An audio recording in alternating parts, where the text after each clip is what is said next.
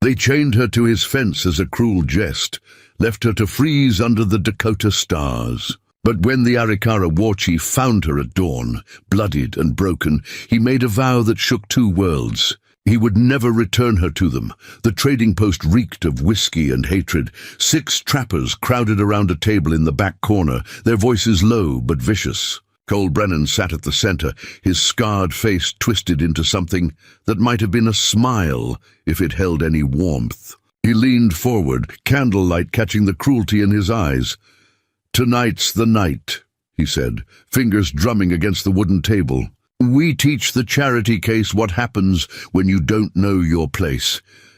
"Brennan, this is too far," his younger brother Seth whispered, glancing toward the door. "Father Michaels will have our hides if he finds out." "Father Michaels is 3 days' ride away at the mission," Cole snapped. "And that bleeding heart brought her here without asking any of us. Every newcomer to Fort Pierre learns the rules. This settlement isn't San Francisco. Out here you earn respect or you get buried. But who?" Another trapper asked, shuffling a deck of cards nervously. The room fell silent. Then slowly, every pair of eyes turned toward the corner near the stove. Ivy Harrington sat on a wooden crate, mending a torn coat by lamplight. Her needle moved with steady precision, her auburn hair pulled back in a simple braid. At 26, she'd arrived at Fort Pierre 6 weeks ago with nothing but a carpet bag and a letter from Father Michaels promising her work at the settlement's small school. Her parents had died in a fire in Boston 3 years ago. Her aunt and uncle had taken her in, but made it clear she was a burden. When Father Michaels wrote, offering a teaching position on the Dakota frontier, Ivy had accepted without hesitation. She'd thought it would be a new beginning. She'd been wrong. The trappers tolerated her because Father Michaels had vouched for her. But they made sure she knew she wasn't welcome. The women at the fort ignored her. The men spoke to her like she was deaf or simple. And Cole Brennan had made it his personal mission to remind her daily that she didn't belong. The schoolteacher, Seth said quietly, his voice heavy with something that might have been guilt. Cole's smile widened. "Perfect. Ivy," he called across the room, his tone dripping with false courtesy. She looked up, her hazel eyes wary. She'd learned that tone always preceded something terrible. "Yes, Mr. Brennan."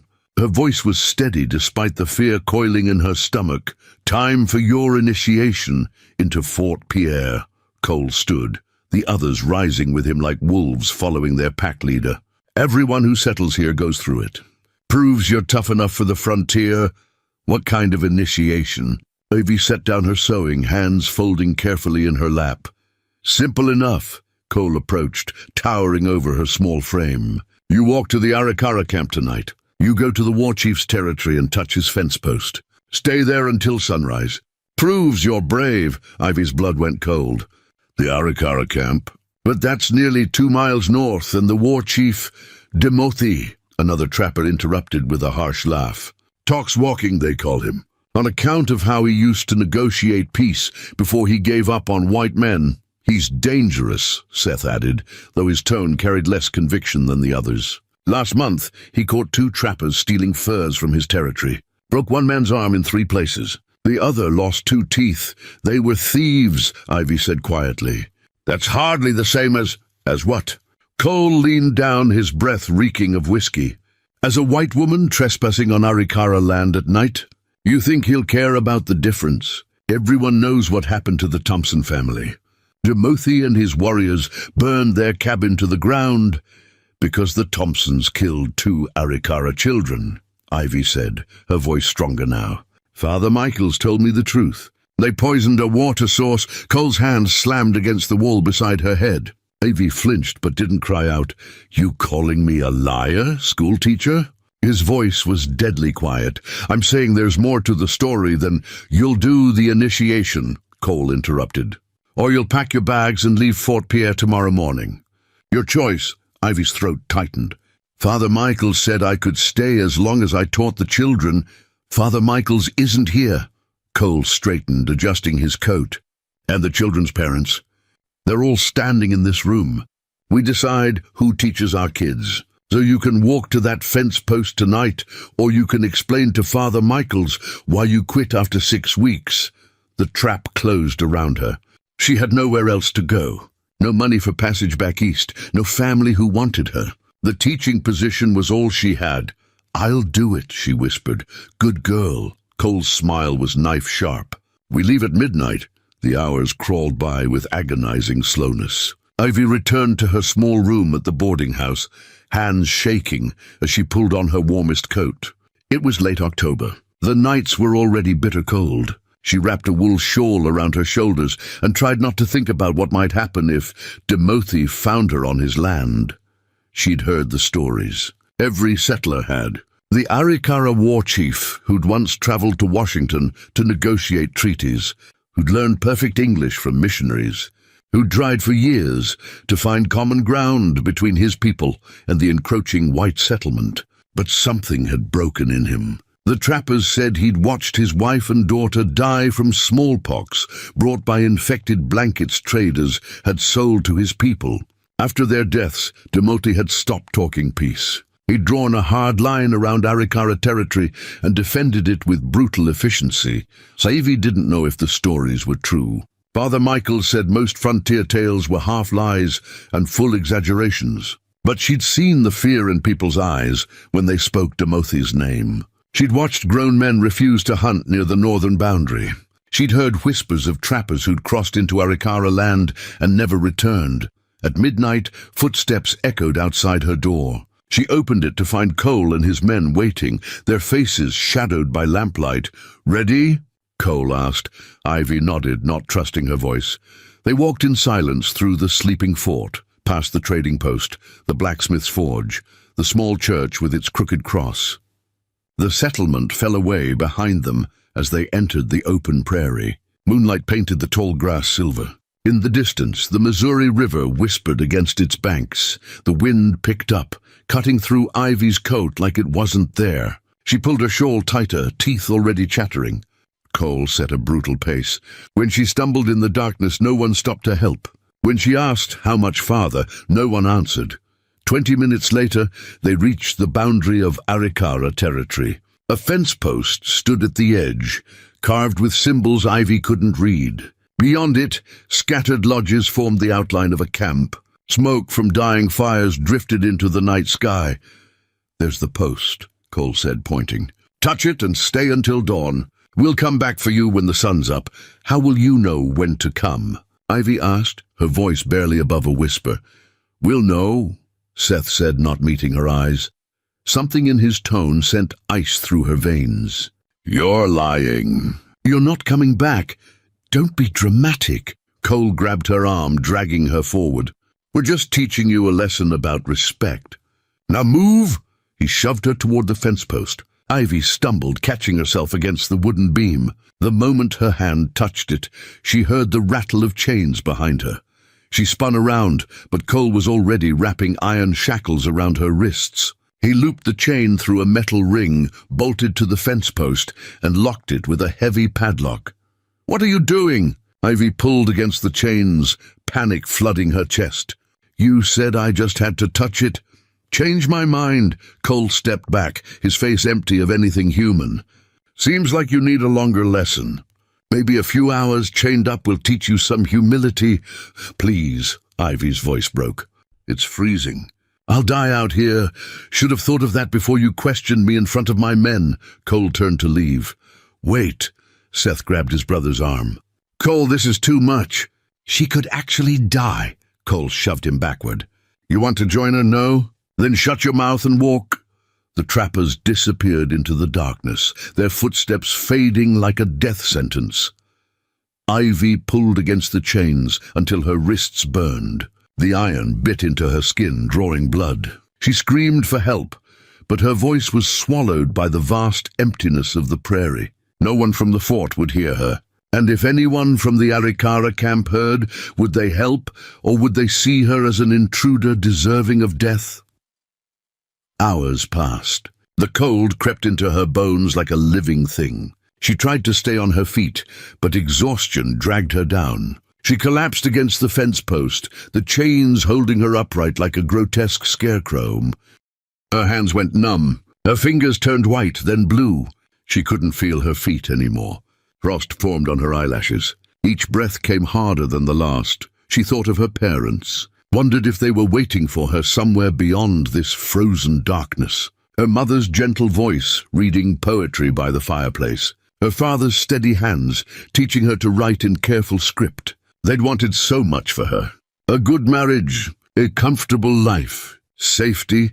Instead, she was dying alone on the Dakota prairie, chained like an animal, abandoned by people who called themselves civilized. Ivy's vision blurred. She wasn't sure if it was tears or the cold anymore. She tried to pray, but the words wouldn't come. Her mind drifted. She saw Boston streets in summer, smelled bread baking, heard church bells ringing for Sunday service. All of it felt like someone else's life now. The darkness pressed closer. She wondered if freezing to death hurt at the end, or if you just fell asleep and didn't wake up. She hoped it would be the latter. She'd had enough pain. Dawn broke cold and pale across the Dakota plains.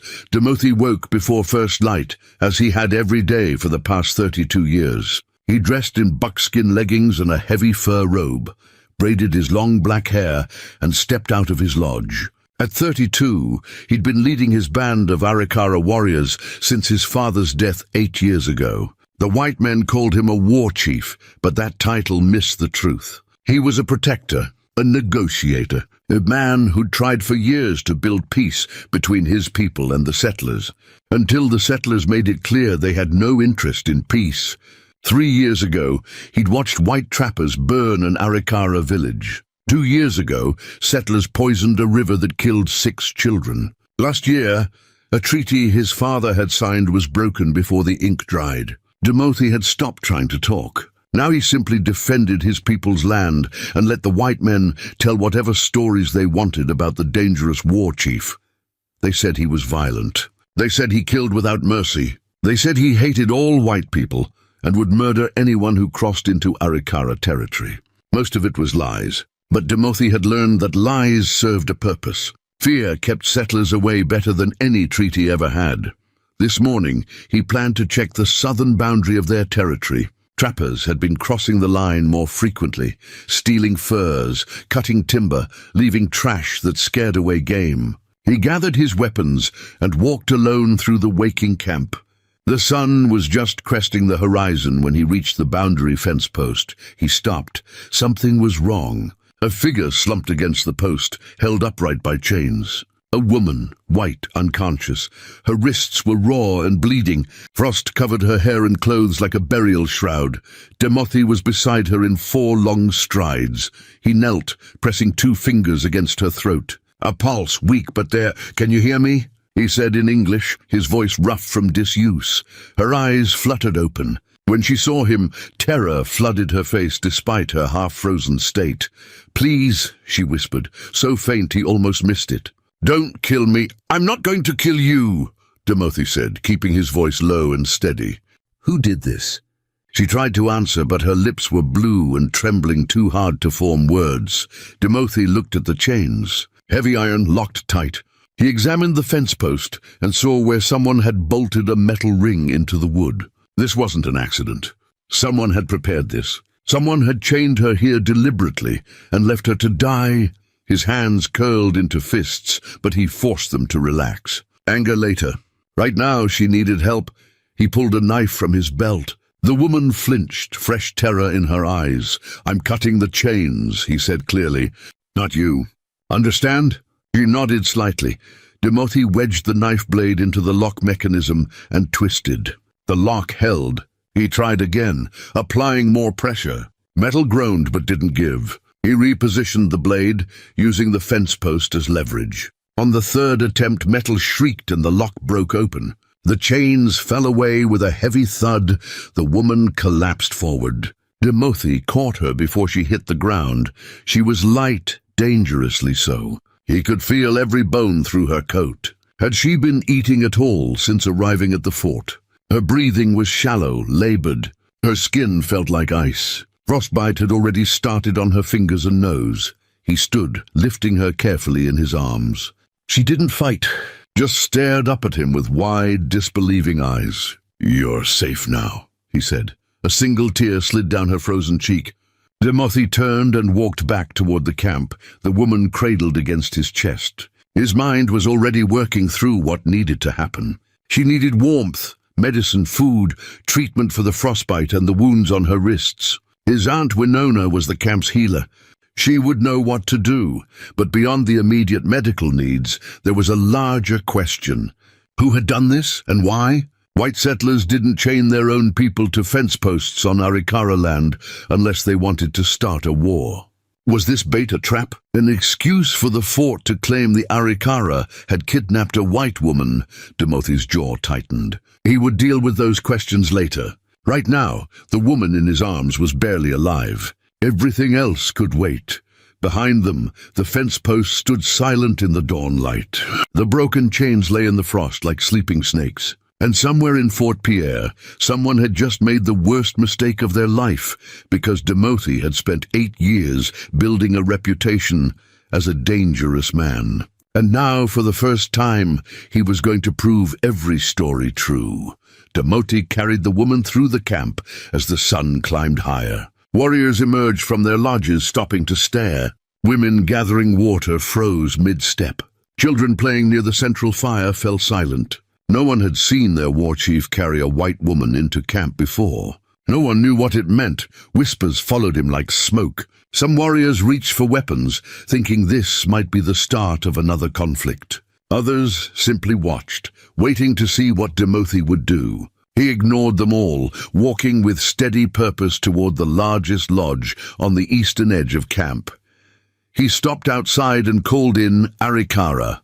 "Winona, I need you." The hide flap pushed aside. An older woman stepped out, her gray-streaked hair braided with beads, her face lined with 60 years of wisdom and survival. She was Timothy's father's sister, the camp's most respected healer. Her eyes went immediately to the woman in his arms. "Bring her inside," Winona said, her voice sharp and efficient. Quickly, Timothy ducked through the entrance. The lodge was warm, a fire burning at the center. Furs and blankets covered the ground. Clay pots and leather pouches lined the walls, filled with herbs and medicines Winona had gathered over decades. She pointed to a bed of thick buffalo robes in the corner. "There, lay her down gently." Timothy placed the woman on the furs with the same care he might handle an injured bird. Winona was already beside them, pulling back the woman's coat to examine her. She hissed when she saw the wrists raw and torn where the chains had bitten deep. She checked the woman's hands, her feet, her face, frostbite on her fingers and toes. "The wounds on her wrists will need cleaning and binding. She's half-starved and completely exhausted." "Who did this?" Winona asked, not looking up from her examination. "I don't know yet," Timothy said, his voice tight with controlled rage. "I found her chained to our boundary post." Winona's hands stilled. She looked up at him, her dark eyes sharp. "Chained? By her own people?" The chains were locked. Someone prepared this. This wasn't an accident or a prank gone wrong. Someone wanted her to die out there. Winona's expression hardened. She returned to her work, moving with practiced efficiency. She pulled herbs from pouches, mixed them with water from a clay pot, and began cleaning the wounds on the woman's wrists. The woman whimpered but didn't wake. "She'll live," Winona said after a long moment. "But she needs rest, warmth, and food. I'll prepare a poultice for the frostbite and a tea to help with the cold that settled in her bones. You'll need to stay with her. If she wakes frightened and alone, she might hurt herself trying to escape." "I'll stay," Timothy said without hesitation. Winona glanced at him, something knowing in her eyes. "This will cause trouble. The fort will ask questions. They'll demand her return. Let them demand." Timothy's voice was cold as winter iron. "They left her to die. They don't get her back. You're certain about this path?" Winona wrapped clean cloth around the woman's wrists with gentle precision. "Once you make this stand, there's no going back. The settlers will say you kidnapped her. They'll use this as an excuse." "They'll use anything as an excuse," Timothy interrupted. "They always have. I'm done pretending we can find peace with people who chain their own to fence posts. She stays here, under my protection, and if anyone from that fort tries to take her, they'll answer to me." Winona studied his face for a long moment. Then she nodded once, a gesture that carried the weight of acceptance and understanding. "Then I'll prepare extra medicine. This won't be easy." She rose and moved to her stores, selecting herbs and roots with careful consideration. Timothy remained beside the woman, watching the shallow rise and fall of her chest. She was so still, so fragile. How had she survived the night? Most people would have died from exposure in half that time. "What's her name?" Winona asked, grinding herbs in a stone bowl. "I don't know," Timothy admitted. "She could barely speak when I found her. When she wakes, you'll need to ask. A name gives a person back their humanity. Right now, she's just a body. She needs to be a person again." Timothy nodded. His aunt was right. She usually was. Outside, voices rose. Timothy recognized them immediately. His warriors arguing about what his actions meant. He should go out there, address their concerns, explain his decision. But he couldn't bring himself to leave the woman's side. Not yet. Not until he knew she would survive. Winona brought a cup of steaming tea, fragrant with herbs Timothy didn't recognize. "When she wakes, give her this. Small sips. It will help with the pain and the cold. I'm going to speak with the others. They need to understand what happened, and why you made this choice." "Thank you," Timothy said quietly. Winona paused at the lodge entrance. "Your father would have done the same thing. He always said that honor wasn't about treaties or politics. It was about what you did when no one was watching. You found someone in need and you helped them. That's honor. Don't let anyone tell you different." She left, the hide flap falling closed behind her. Timothy sat in silence, listening to the woman breathe. The fire crackled. Outside, the camp continued its morning routine, though he could hear the undercurrent of tension in every voice. This would change things. He knew that. The fragile peace between the Arikara and Fort Pierre, already hanging by a thread, might snap completely. But when he thought of her lying there in the frost, left to die by her own people, his resolve hardened like steel, tempered in flame. Some things were worth fighting for. Some lines couldn't be crossed without consequences. The woman stirred. A soft sound escaped her lips, something between a whimper and a sigh. Her eyes moved beneath closed lids, lost in whatever dreams or nightmares the cold had brought. "You're safe," Timothy said quietly, not knowing if she could hear him.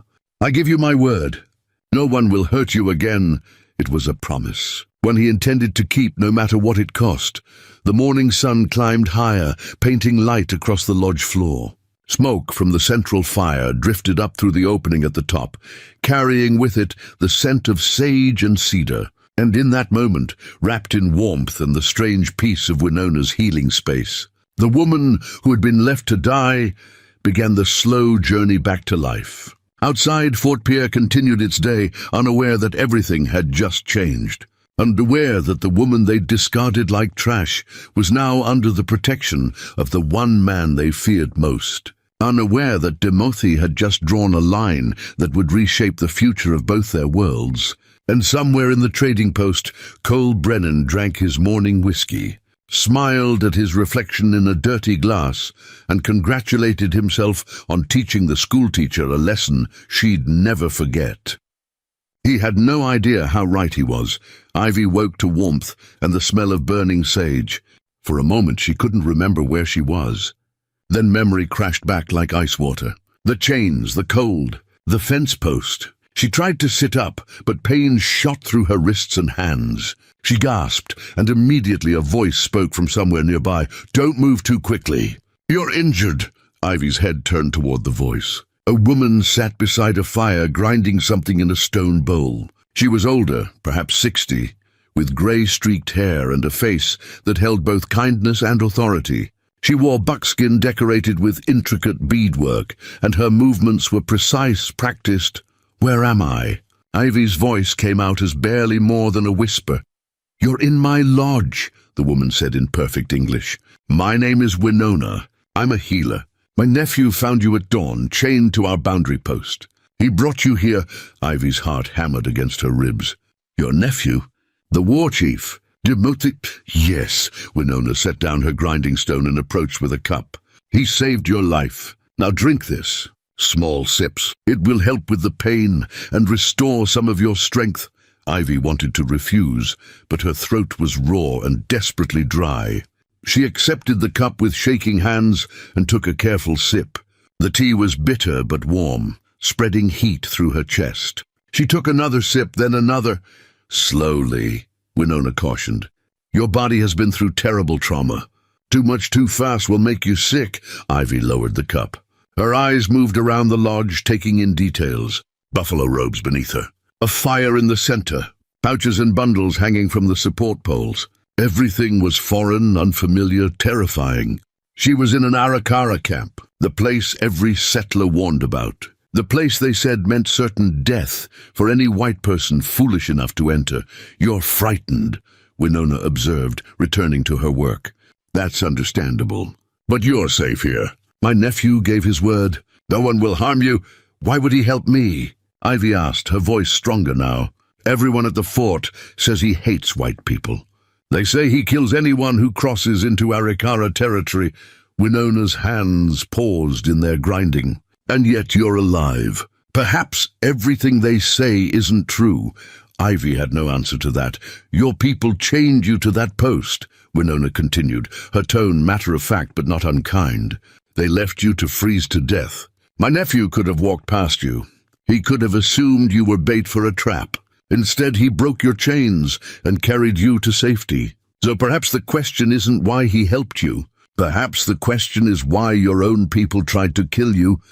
Tears burned behind Ivy's eyes. She blinked them back, refusing to break down in front of this stranger. They said it was an initiation, a test to prove I belonged at Fort Pierre. But it was a lie. They wanted to teach me a lesson about knowing my place. And what lesson was that? Winona asked. That I'm nothing, that I don't matter, that questioning men like Cole Brennan gets you killed. Ivy's voice cracked on the last word. Winona set down her grinding stone and came to sit beside the bed of furs. Her dark eyes studied Ivy's face with an intensity that felt like being read like a book. You questioned him. About what? About Timothy, Ivy admitted. Brennan said your people burned the Thompson family's cabin. He made it sound like senseless violence. But Father Michaels told me the truth. The Thompsons poisoned a water source that killed 2 Arikara children. I said there was more to the story. Brennan didn't like that. Something shifted in Winona's expression. Not quite approval, but acknowledgement. Father Michaels is one of the few honest white men I've met. Yes, the Thompsons poisoned our water. And yes, Timothy burned their cabin. But not before he gave them warning. Not before he offered them the chance to leave peacefully. They chose to stay and fight. They lost. I didn't know that part, Ivy said quietly. Of course you didn't. Your people only tell the parts of the story that make us look like monsters. It's easier that way.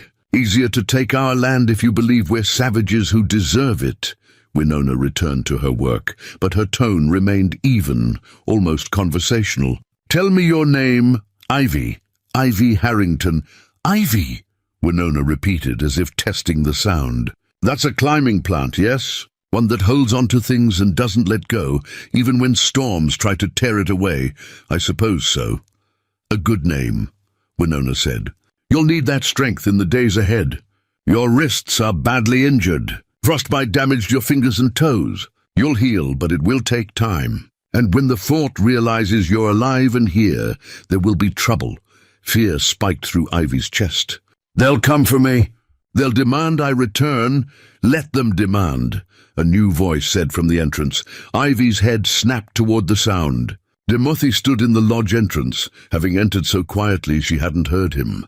In the dim light of dawn, when she'd first seen him, terror had painted him as something monstrous. Now, in the full light filtering through the lodge, she saw him clearly for the first time.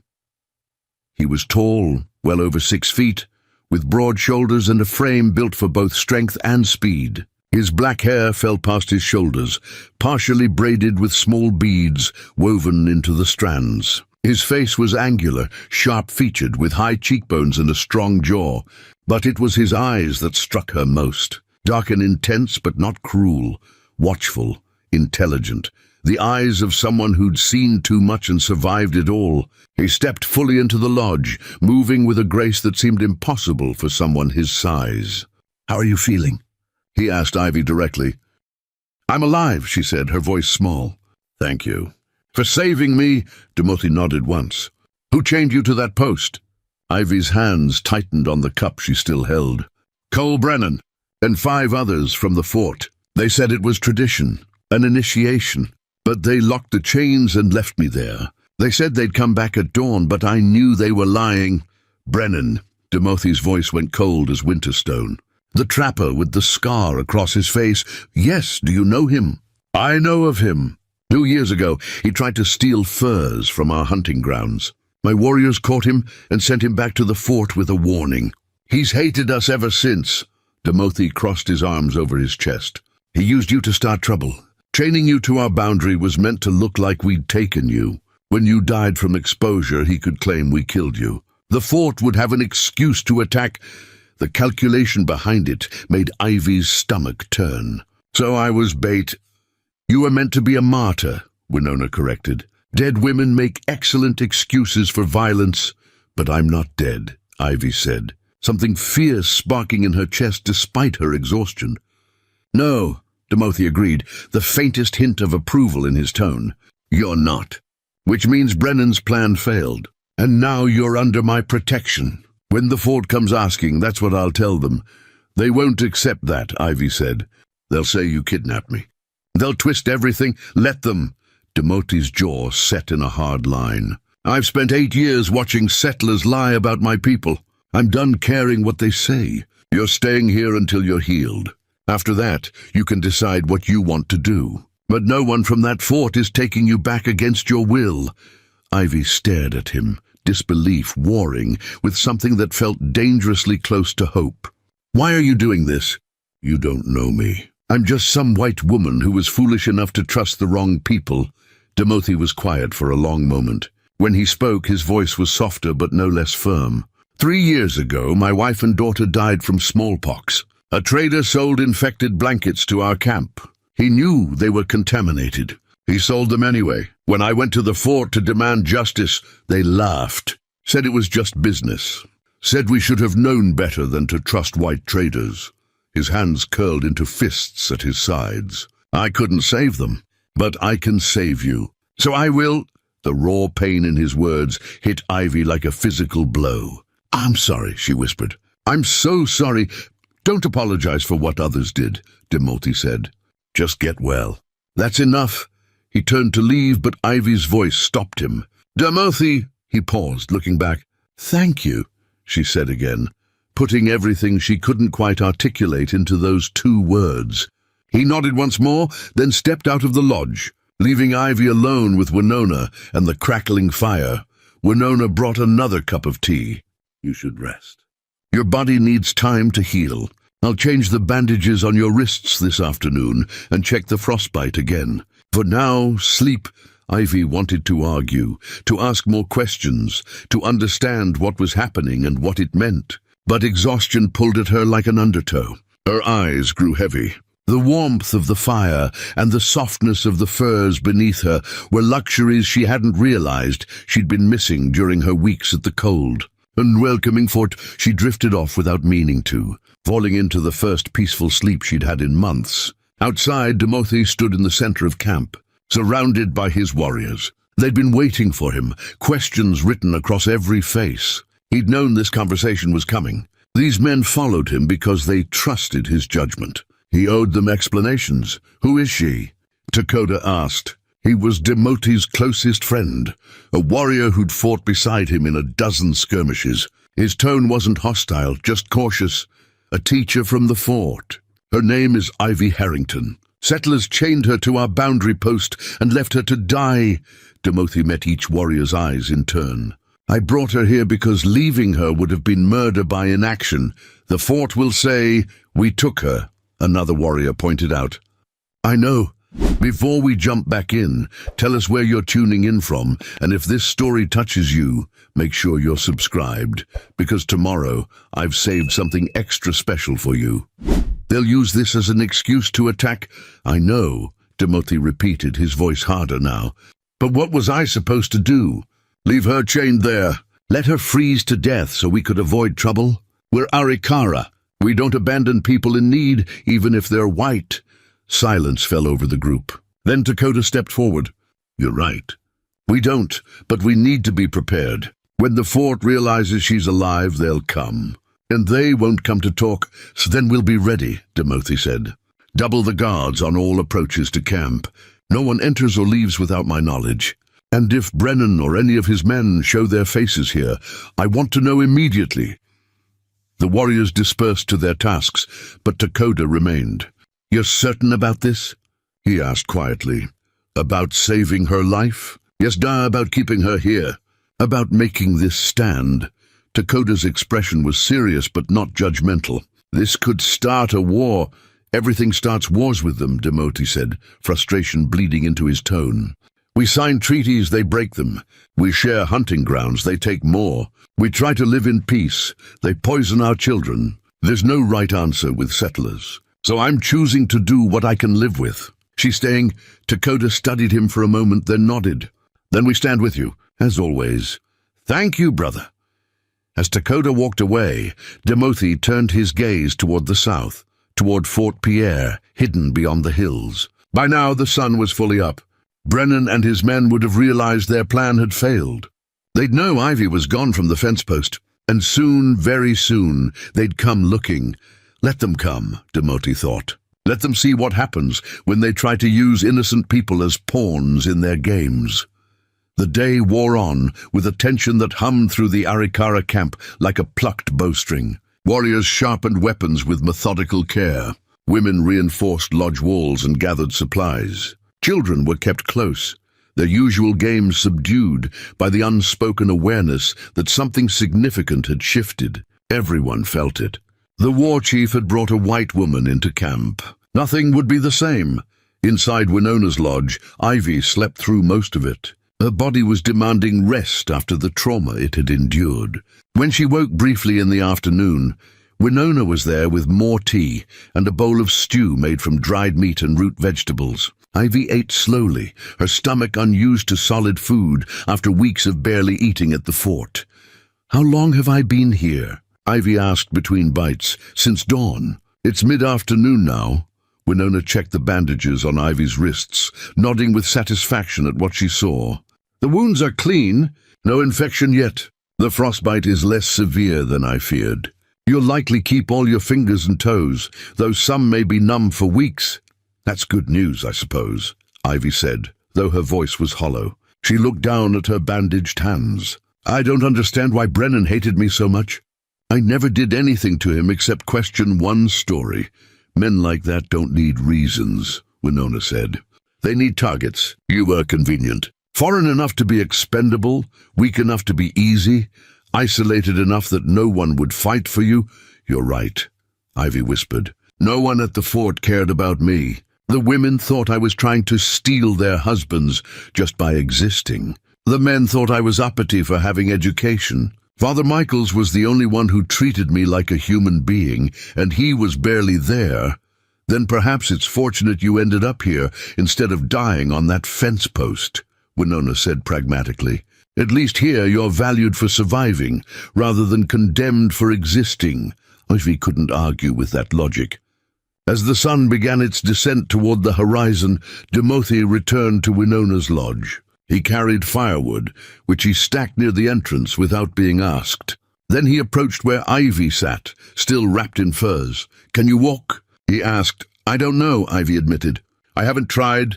Try now. Carefully. He offered his hand. Ivy hesitated, then placed her bandaged hand in his. His grip was firm but gentle as he helped her stand. Her legs shook, weak from cold and exhaustion. Pain shot through her feet, where frostbite had taken hold. She gasped, and Timothy's arm immediately went around her waist, supporting her weight. Small steps, he instructed. Just to the fire and back. Your body needs to remember how to move. They walked together, achingly slow. 3 steps to the fire, turn, 3 steps back. Ivy's breathing came hard, as if she'd run a mile instead of crossing 6 feet. But she'd done it. She was standing, walking, alive. "Good," Timothy said, helping her sit back down. "Tomorrow we'll try more." "Why are you being so kind to me?" Ivy asked, the question bursting out before she could stop it. "I'm nothing to you. Just another white settler." Timothy settled onto the ground across from her, his long legs crossed. He was quiet for so long she thought he wouldn't answer. Then he said, "When my wife was dying, when the fever from the contaminated blankets was burning through her, she asked me to promise something. She said, 'Don't let grief turn you into stone. Don't let what they did make you forget what it means to be human.'" His voice was rough with old pain. "I promised her. And then I broke that promise for 3 years. I became exactly what they said I was. Hard, angry, dangerous. I told myself it was necessary. That protecting our people required ruthlessness." He paused, staring into the fire. "But this morning, when I found you chained to that post, dying from cold and cruelty, I heard her voice, as clear as if she was standing beside me. And she said, 'This is your chance. Keep your promise.'" He looked up, meeting Ivy's eyes. "So I am. I'm choosing to be human instead of stone. Even if it costs me everything." Ivy's throat tightened with emotion. "Your wife sounds like she was remarkable." "She was," Timothy said simply. "Her name was Maka, it means earth. She had a way of grounding everyone around her, making them remember what mattered."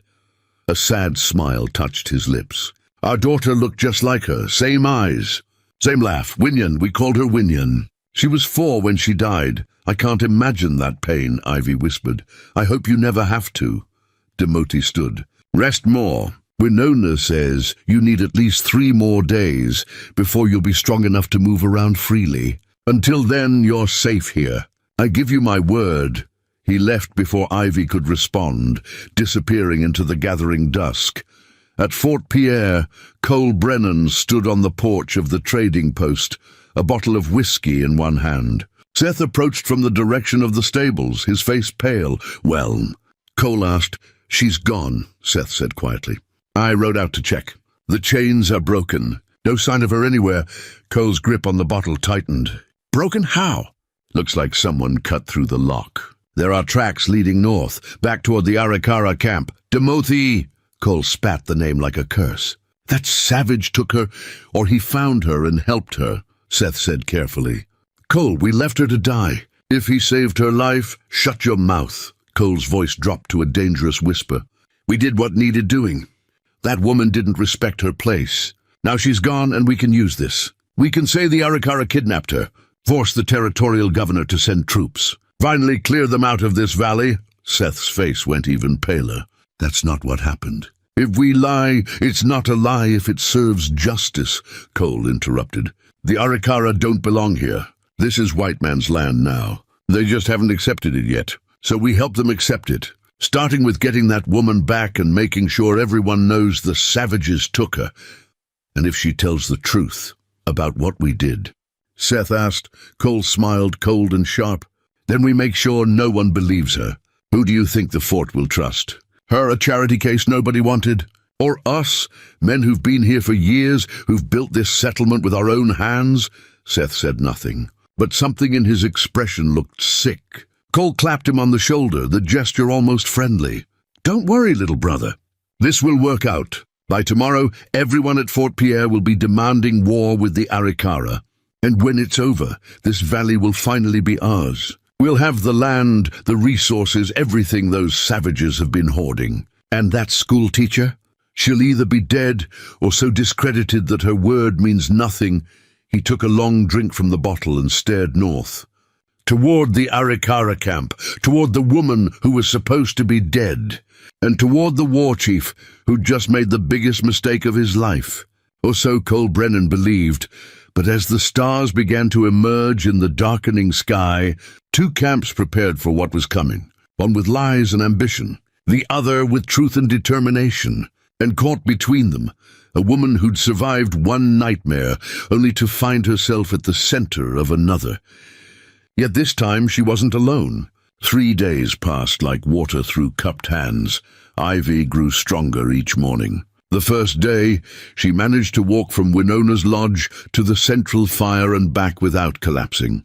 The second day, she helped Winona grind herbs and prepare medicines, her bandaged hands clumsy but determined. By the third day, she could stand for an hour without her legs trembling, could hold a cup without dropping it, could speak without her voice cracking from exhaustion. The Arikara camp watched her with curiosity tempered by caution. Children peeked around lodge corners when she emerged for fresh air. Women paused in their work to observe how she moved, how she spoke, whether she carried herself with fear or respect. Warriors kept their distance, but tracked her movements with the practiced vigilance of men who'd learned never to fully trust outsiders. Timothy came twice each day, once at dawn before the camp fully woke, and once at dusk after the work was done. He brought firewood, fresh water, news from the sentries posted around the territory. He asked about her healing, listened to Winona's reports, and spoke to Ivy in brief exchanges that felt simultaneously formal and deeply personal. "Your hands are better," he observed on the third evening, watching as she carefully folded a blanket. "The feeling is coming back," Ivy said. "It hurts, but Winona says that's good. It means the damage wasn't permanent. And your feet, still numb in places, but I can walk without wanting to scream." She set the blanket aside and looked at him directly. "I need to ask you something." Timothy settled onto the ground near the fire, his posture relaxed, but his eyes alert. "What happens when the fort comes?" "Because they will come. Cole Brennan won't let this go. He'll twist what happened into something he can use." Ivy's voice was steady, but her hands twisted together in her lap. "I don't want to be the reason your people get hurt." "You're not the reason," Timothy said firmly. "Brennan is the reason. The fort's greed is the reason. The territorial governor's land hunger is the reason. You're just the excuse they're using this time. If it wasn't you, it would be something else. A stolen horse, a disputed boundary, a treaty violation they invented. But I am the excuse," Ivy insisted, "which means I'm the solution.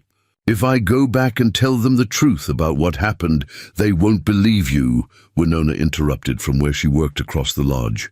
"Or worse, they'll believe you and kill you for making their men look like the criminals they are." Ivy's protest died in her throat because she knew Winona was right. "You're not going back," Timothy said, and there was finality in his tone that left no room for argument. "Not until you're strong enough to survive whatever they do to you. And maybe not even then. You can't keep me here forever. I'm not keeping you anywhere." Timothy met her eyes. "When you're well, you choose. But you choose with full strength and clear mind, not from fear or misplaced guilt."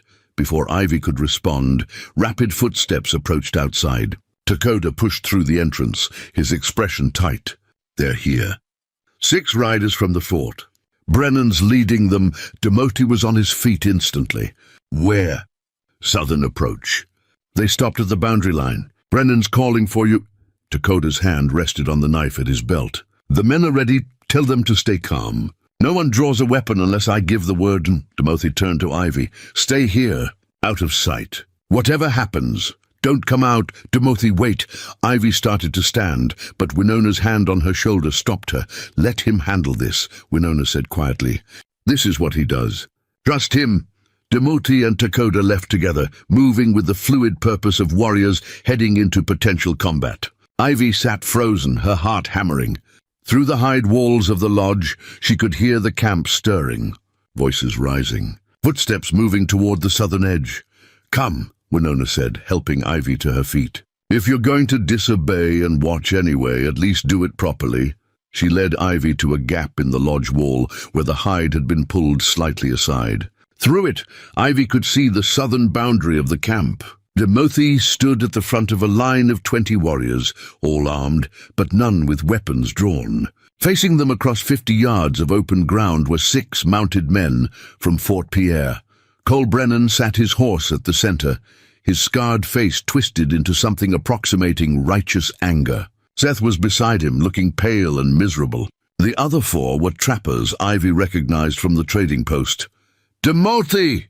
Brennan called, his voice carrying across the distance. "We've come for the woman." "What woman?" Timothy's response was calm, almost bored. "Don't play games, savage." "The school teacher." "Ivy Harrington." You took her from our territory 3 nights ago. I took no one. I found someone dying on my boundary line, chained like an animal. Left to freeze. Timothy's voice sharpened. Was that your work, Brennan? She was undergoing initiation, Brennan said smoothly. A tradition. We came back to get her at dawn, but you'd already stolen her. Stolen implies she didn't want to leave. Are you claiming she asked to remain chained to a post in freezing temperatures? Murmurs rippled through both groups. Brennan's jaw tightened. Return her now, or this becomes a territorial incident. She's recovering from injuries your people caused. When she's well enough to travel, she can decide for herself what she wants to do. Timothy crossed his arms. Until then, she stays under my protection, your protection. Brennan spat the words. Everyone knows what that means. You're holding her captive, probably doing God knows what to her. The territorial governor will hear about this. He'll send troops and send them, Timothy said coldly. And when they arrive, I'll show them the chains you used, the lock you broke, the wounds on her wrists from trying to escape. And then we'll see who the governor believes. Brennan's horse shifted nervously, sensing its rider's agitation. You think anyone will take your word over ours? You think a savage's testimony means anything against civilized men? I think evidence speaks louder than lies, Timothy replied. But feel free to test that theory. For a long moment, silence stretched taut as a drumhead. Then Seth spoke, his voice cracking slightly. Cole, maybe we should just shut up. Brennan snapped without looking at his brother. He focused back on Timothy. You have until tomorrow at sunset. Return Ivy Harrington alive and unharmed, or we come back with every man at Fort Pierre. And we won't be asking nicely, is that a threat? Takoda asked, stepping forward. It's a promise, Brennan said. He yanked his horse's reins, turning away. Tomorrow, sunset. Don't make us come take her. The 6 riders wheeled their horses and galloped south, disappearing into the hills. The Arikara warriors remained in formation until they were gone, then slowly dispersed. Timothy stood motionless, staring after them. Takoda approached. He'll bring the whole fort, maybe 50 men. We have 20 warriors and 15 more if we pull from the hunting parties. I know the numbers, Timothy said quietly. We can't win a direct fight against 50 armed settlers, not without losing more than we can afford. Takoda's voice was grim but pragmatic. Maybe we should consider— No, Timothy cut him off. We're not giving her back to them. They'll kill her to protect their lie. Or worse, then what do we do? Timothy was quiet for a long moment. We prepare for siege. Move the women and children to the northern lodges, away from the approach. Double sentries on all sides. If they come with 50 men, we make them regret it. That's war, Takoda said. It's been war since the day they arrived on our land, Timothy replied.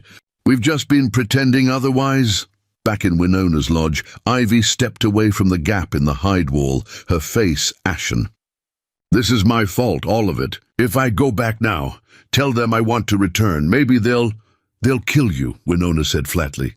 And then they'll still attack us, claiming we tortured you, or worse. Your death serves Brennan's purposes better than your testimony. You understand that, yes? Ivy sank onto the furs, her head in her hands.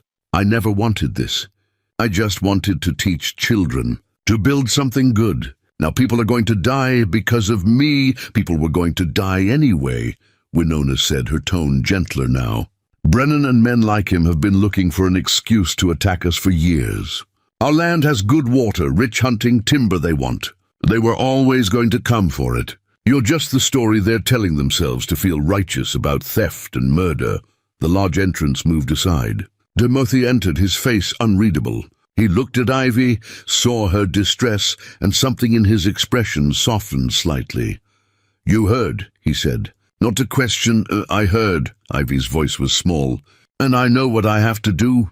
If you're about to suggest sacrificing yourself, save your breath, Timothy said. That helps no one. It helps your people.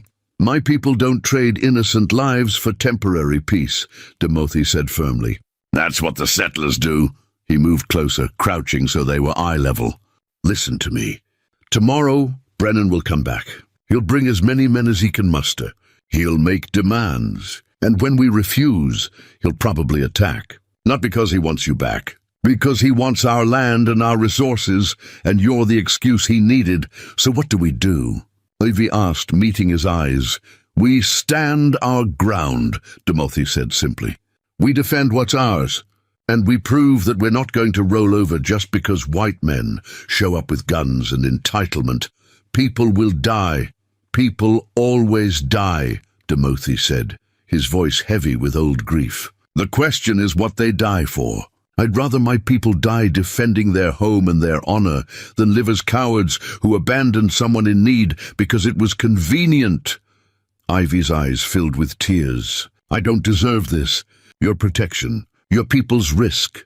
I'm nobody. You're not nobody, Timothy said, and there was surprising intensity in his tone. You're a woman who questioned cruelty when it would have been easier to stay silent, who stood up to Brennan even though you knew it would cost you, who survived a night that should have killed you through nothing but stubbornness and will. That's not nobody. That's someone worth protecting. A tear slipped down Ivy's cheek. Why do you care so much? Timothy was quiet for a moment. When he spoke, his voice was softer. Because I spent 3 years not caring about anything. Not caring turned me into something I hated.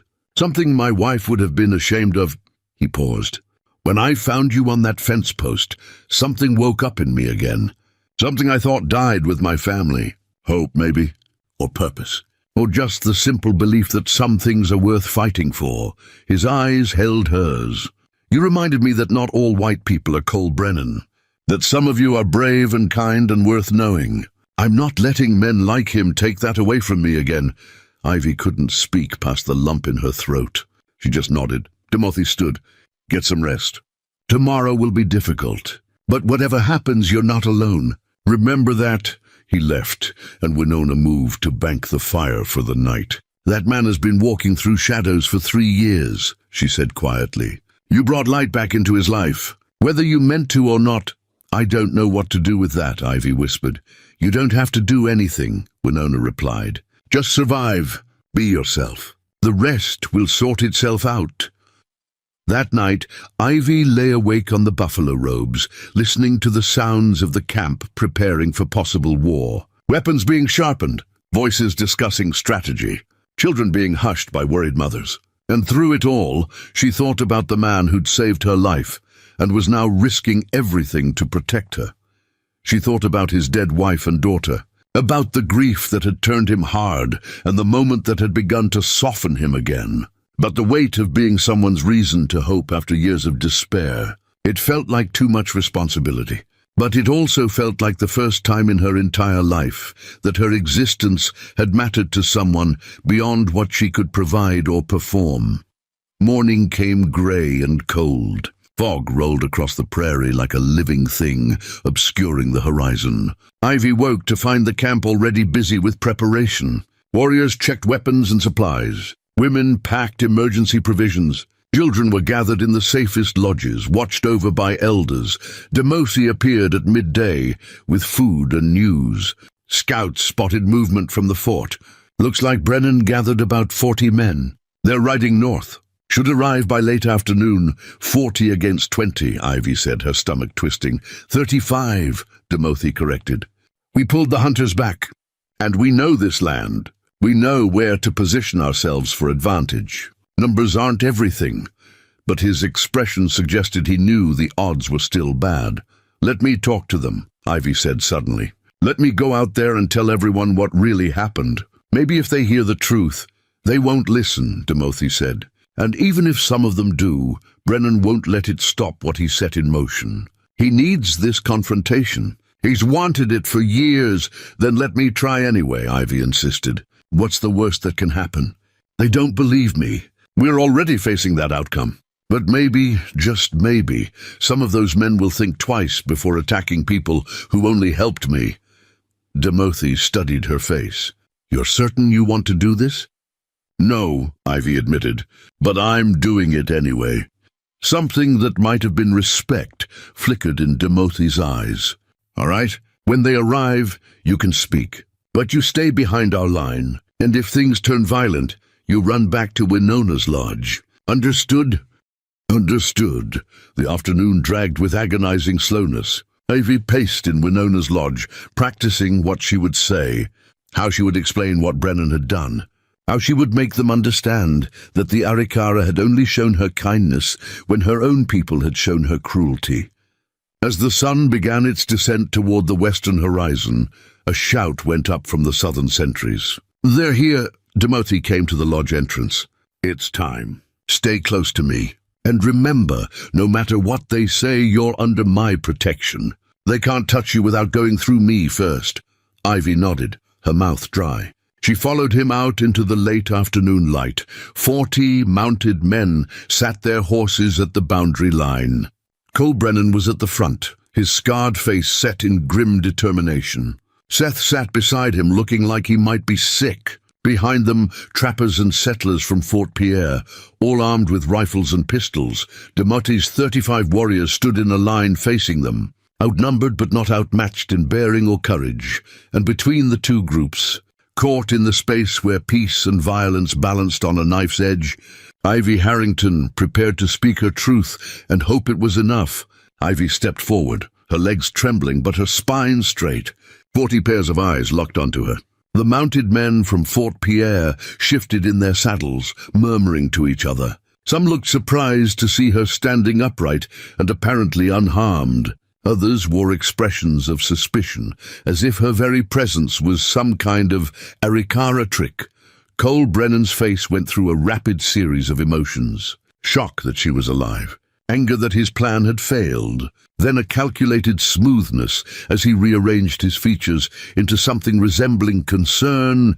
"Ivy," he called out, his voice dripping with false relief. "Thank God you're alive. We've been so worried. Come here, girl. Come back where you belong." Ivy stopped 20 feet from the Arikara line, close enough to be heard clearly by both sides. Her bandaged hands hung at her sides. Her auburn hair, now clean and braided in a simple style Winona had shown her, caught the late afternoon light. She looked fragile but unbroken.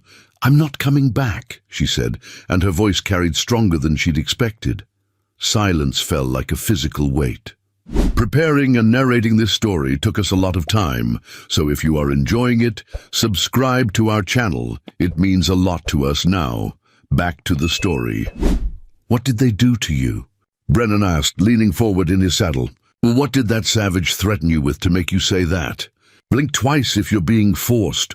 "No one is forcing me to do anything," Ivy said firmly. "For the first time since I arrived at Fort Pierre, I'm speaking freely, and I'm going to tell everyone here exactly what happened."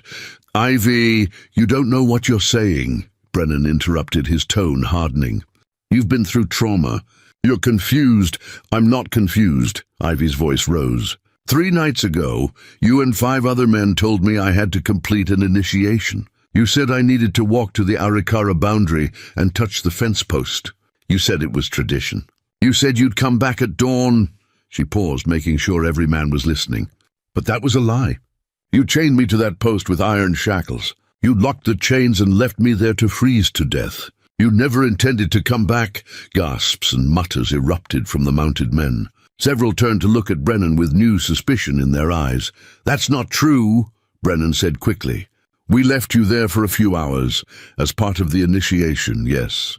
But we came back at dawn, just like we promised. You were already gone, taken by the Arikara." "Liar," Ivy said, and the word cracked like a whip.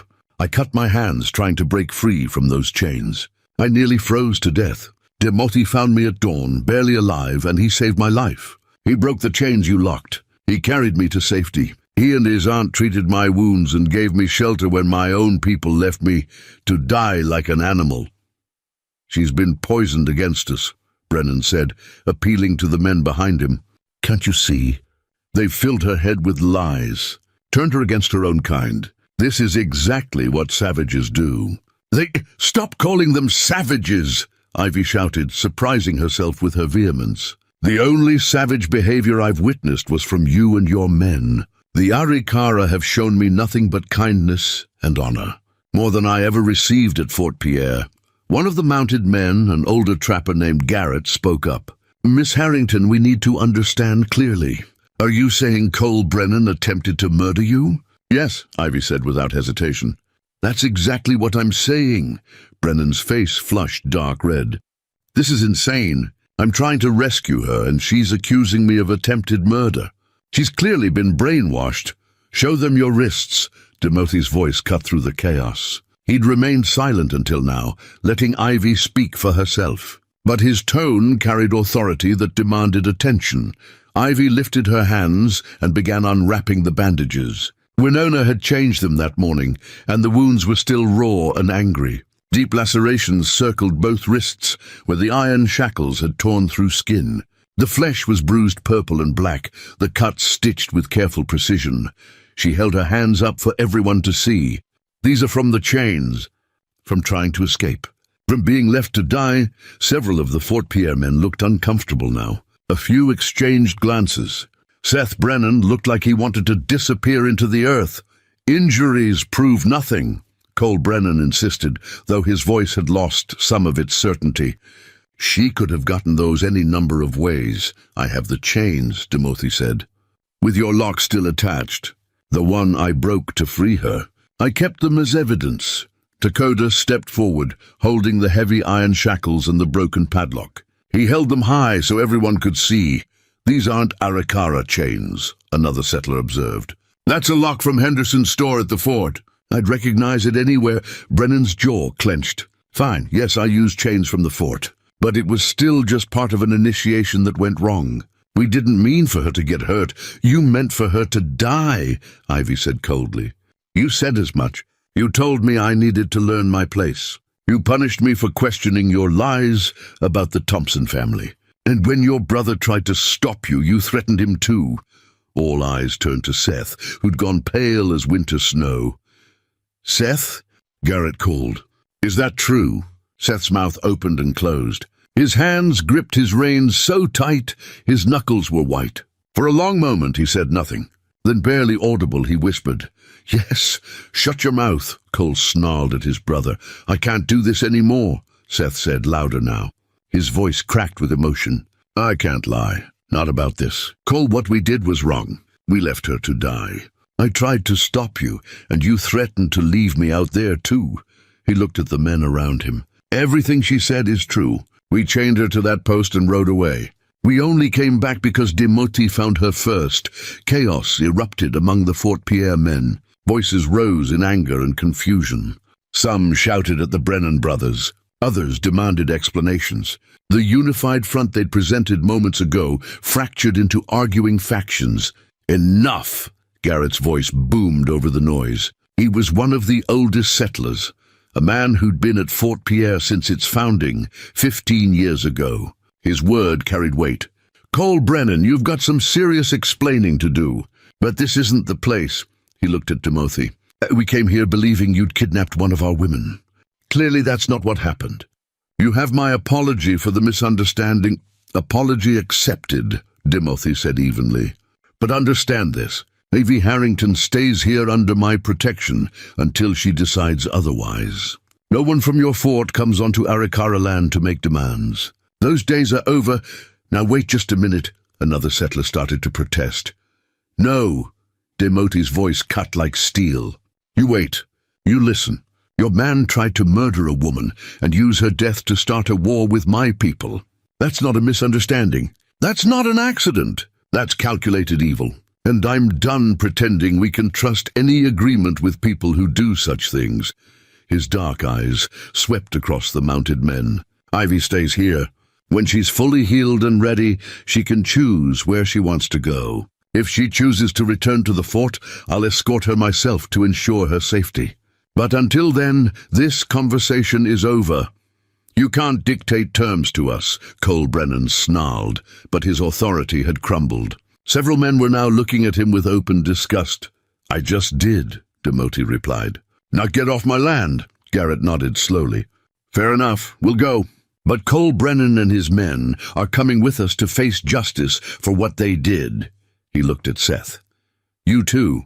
You're both answering for this. You can't arrest me based on the word of some lying woman and a savage, Cole protested. I'm arresting you based on the testimony of your own brother and the evidence of those chains, Garrett said. Now you can come peacefully, or we can make this difficult. Your choice." For a moment it looked like Cole might draw his weapon. His hand twitched toward the pistol at his hip, but he was surrounded by men who were no longer on his side. Slowly, his hand fell away.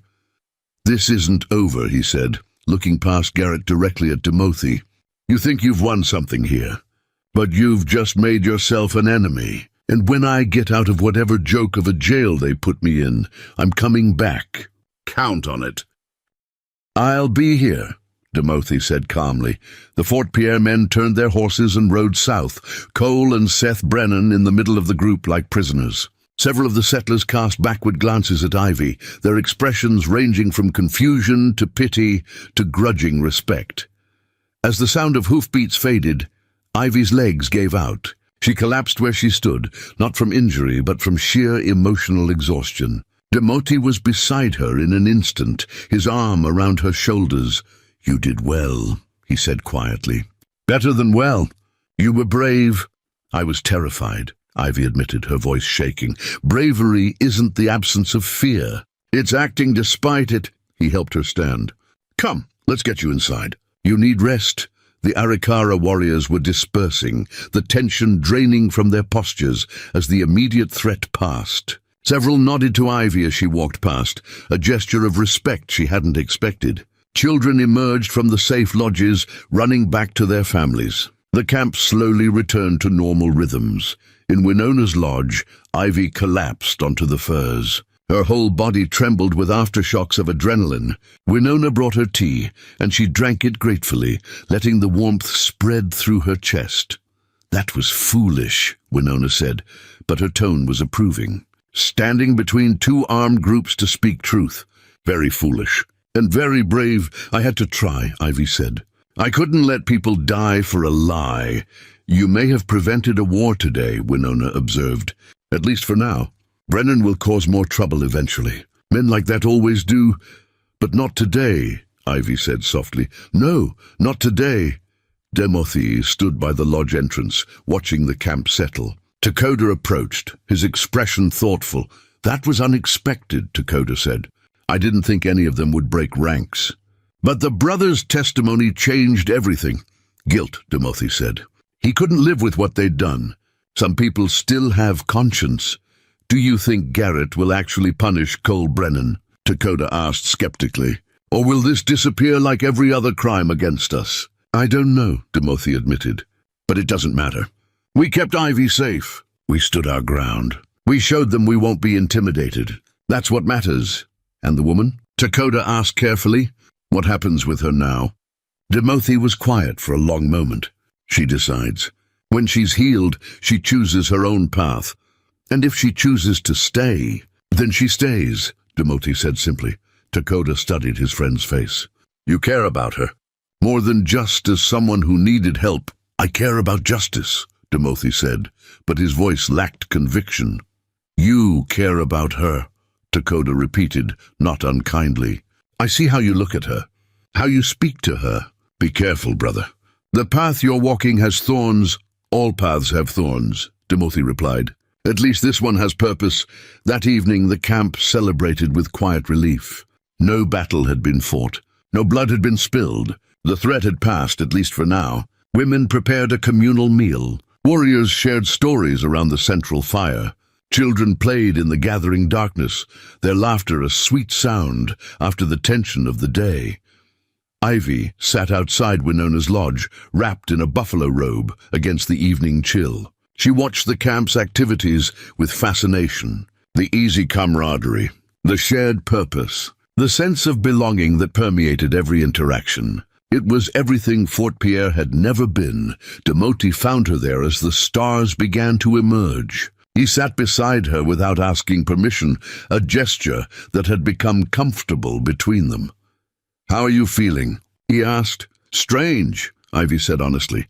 "Like I just survived something enormous, but I'm not sure what comes next." "That's accurate," Timothy said. "You did survive something enormous, and what comes next is up to you, is it?" Ivy looked at him. "I'm a white woman in an Arikara camp. I have no money, no possessions except what I'm wearing, and nowhere else to go. How much choice do I really have?" More than you think, Timothy said. You could ask Garrett to escort you to the territorial capital. Start fresh somewhere new. Or you could send word to Father Michaels and ask him to find you another teaching position. Or, he paused, you could stay here. Ivy's breath caught. Stay in your camp. If you wanted to, Timothy said carefully. We could use a teacher. Our children need education that blends both our traditions and the reality of the world they'll inherit. You could teach them. Build something here, something real. He met her eyes. But only if you want to. No obligation. No pressure? Why would you offer me that? Ivy asked. After everything that's happened. After the risk I brought to your people. Because you didn't bring the risk. Brennan did. And because, Timothy hesitated, then continued, because these past few days, watching you heal, listening to you speak, seeing your courage, it's reminded me of something I'd forgotten. That building bridges is possible. That not all white people are enemies. That maybe, just maybe, there's a path forward that doesn't end in blood and grief. His voice softened. You represent hope, and I'd like to hold on to that a little longer. Ivy felt tears prick her eyes. I don't know if I'm strong enough to be anyone's hope. You stood in front of 40 armed men and called their leader a liar to his face, Timothy said. I'd say you're strong enough for anything. They sat in silence for a while, watching the stars emerge one by one. The camp sounds washed over them like a lullaby. And for the first time since her parents died, Ivy felt something she thought she'd lost forever. She felt home. I'll stay, she said quietly, at least for a while. At least until I figure out what comes next, Timothy smiled, a rare and genuine expression that transformed his usually serious face. Good, that's good, but I need to contribute, Ivy added quickly. I can't just be a burden. Let me teach. Let me help however I can. You'll teach, Timothy agreed.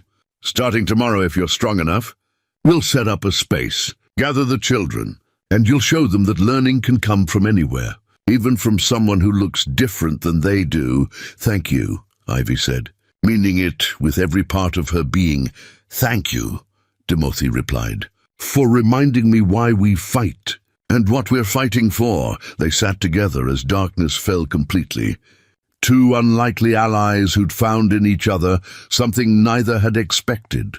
Trust, respect, and the fragile beginning of something that might, given time and courage, become much more, but that was a story for another day. Tonight they simply sat beneath the stars, survivors of a battle that had been won with words instead of weapons, and allowed themselves to believe that peace might actually be possible, even if only for a moment.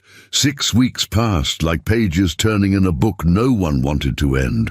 Avy's classroom took shape in a large lodge at the eastern edge of camp. The children came hesitantly at first, eyeing her with curiosity mixed with wariness. She was white. She was different.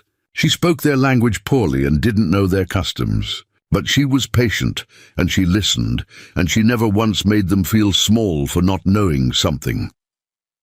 By the end of the first week, 12 children attended regularly. By the end of the second, 20.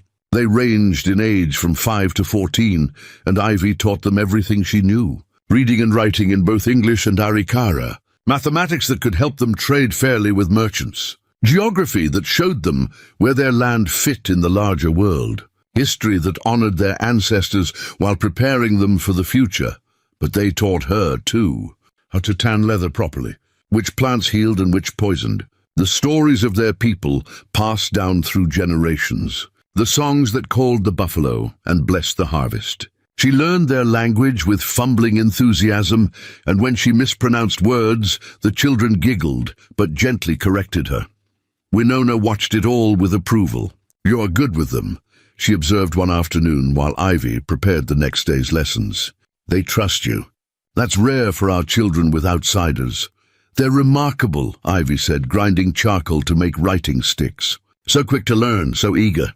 Back in Boston, children fought education like it was punishment. Here they treat it like a gift. Because they know what it means to have things taken away, Winona said. And knowledge can't be stolen like land or possessions. Once they have it, it's theirs forever. She paused. You're happy here. It wasn't a question, but Ivy answered anyway.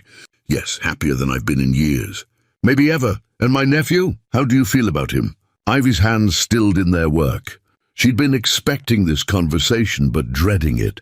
I don't know how to answer that. Try honesty, Winona suggested, her tone gentle but direct. Ivy set down the charcoal and met Winona's eyes. He's kind to me, respectful. He checks on me every day, brings firewood, asks about the children's progress. But he keeps distance too, like he's afraid to get too close. And I understand why. His wife, his daughter, the grief he carries. She looked down at her hands. I'm not trying to replace them. I couldn't even if I wanted to.